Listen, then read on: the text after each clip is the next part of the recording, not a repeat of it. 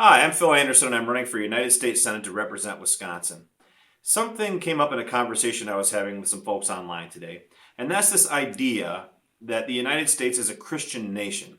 You hear that quite a bit from people. This is a Christian nation. We were founded by people who believe in the Christian God, and what does that mean?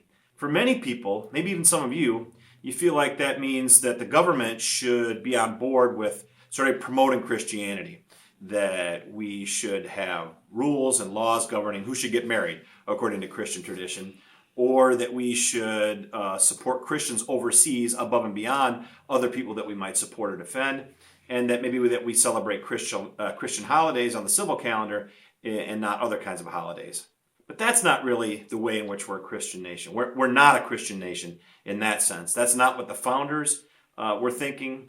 Clearly, because they indicated that they supported that the government should not be involved in religion at all in the first place, that it shouldn't establish religion.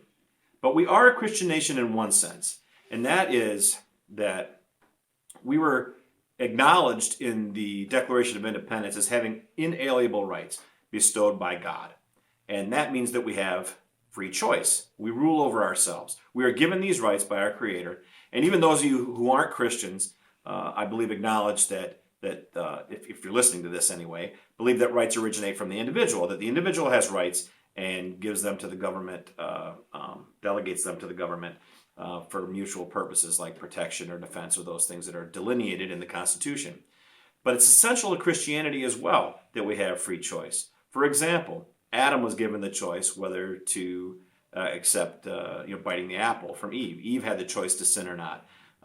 The prodigal son chose to leave and then had to choose to come back before he was saved. The two thieves on the cross with Christ, one chose him and one didn't. And that single act of choosing to follow Jesus Christ and become a Christian was all that was needed for that thief to be the first person to enter paradise after the crucifixion and resurrection. So it's pretty clear that as Christians, it's so important that free choice be a part of how we are saved.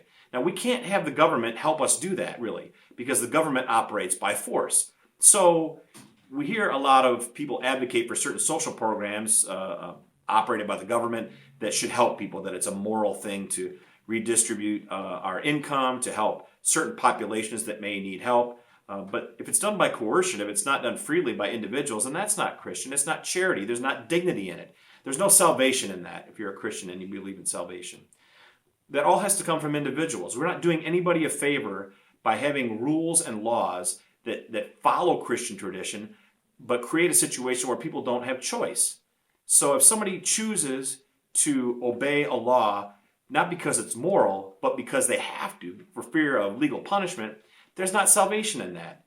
Where the real genius of our founding documents and our founders are, and where the actual origin of us being a Christian nation, is that in both cases, in both situations, we have to choose. We have the right to choose. In our government, at least from the beginning, we had the right to choose. We had the right to choose our government, to choose to be governed or not, to choose what communities we would participate in, to choose what to do with our own income and our own property. And similarly, in the Christian religion, we have to have the right to choose in order to achieve salvation, in order to choose to follow God.